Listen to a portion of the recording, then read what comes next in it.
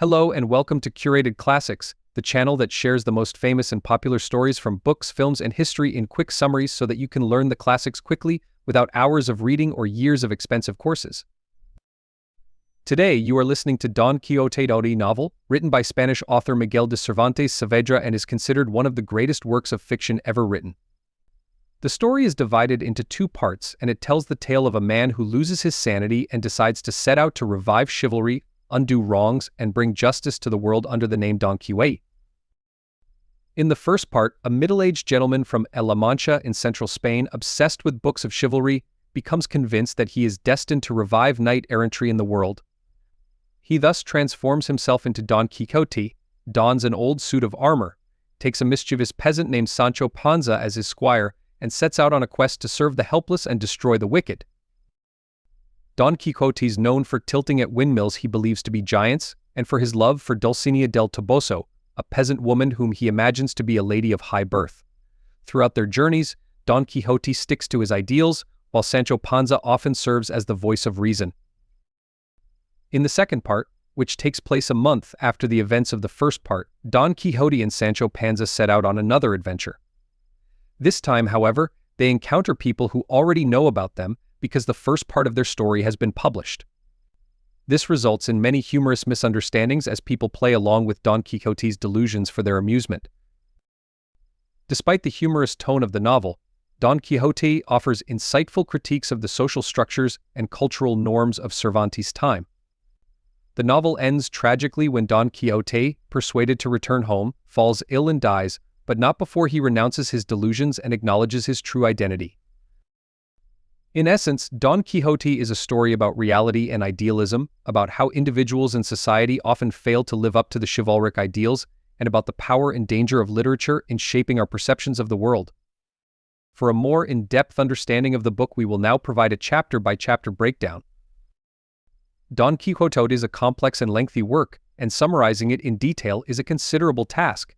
Here's some of the key events and themes of the first part.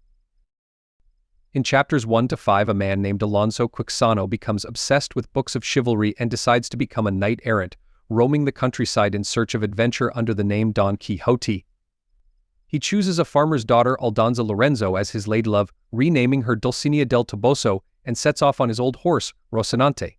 His first sally ends quickly as he is beaten by a group of merchants, and he is returned home by a neighboring peasant. In chapters 6 to 10, Quixote's friends, the priest and the barber, decide to burn his books of chivalry to cure his madness. Unperturbed, Quixote persuades Sancho Panza, a simple farmer, to become his squire with the promise of an island to govern. They set off on a second sally, where Quixote famously battles with windmills, believing them to be ferocious giants. In chapters 11 to 15, the pair stay at an inn, which Quixote believes to be a castle, leading to several comedic misunderstandings. He also imagines the innkeeper's daughter and a prostitute to be noble ladies. Quixote interrupts a funeral procession, believing the mourners to be devils kidnapping a princess. In chapters 16 to 20, Quixote frees a group of convicted criminals, believing they are wronged knights. They pelt him with stones in return. He also battles a Basque squire and believes he wins, though the story is left unfinished. In chapters 21 to 25, Quixote and Sancho encounter a group of Goatherds and mourn the death of a shepherd who died of a broken heart. They meet a roaming band of actors and Quixote frees a caged lion, though the lion simply goes back to sleep. In chapters 26 to 30, Quixote interrupts a religious procession, believing it to be an enchantment. Sancho tricks Quixote into believing that his beloved Dulcinea has been enchanted and now appears as a peasant girl. In chapters 31 to 35, Quixote and Sancho meet Cardenio, a man driven mad by his betrayal at the hands of his friend, who stole his beloved. They also meet Dorotea, who was seduced by that same friend. Dorotea agrees to pretend to be a princess in need of Quixote to get him to return to his village. In chapters 36 to 40, the group returns to the inn, where a series of comedic misunderstandings result in fights and chaos. Quixote is persuaded to return to his village and rest for 3 weeks. In chapters 41 to 45, an officer of the Holy Brotherhood, a form of country police, arrives at the inn with an arrest warrant for Quixote for freeing the galley slaves. However, a bed tester arrives and inadvertently helps Quixote and Sancho escape. In chapters 46 to 52, Quixote and Sancho return to their village. Quixote immediately falls ill and is put to bed. His friends, the priest and the barber, visit him. They meet a student, Samson Carrasco, who suggests they should encourage Quixote's fantasies in order to cure him. In this first part, Quixote's madness and idealism stand in. The second part of Don Quixote continues to follow the knight-errant and his loyal squire, Sancho Panza, in their adventures.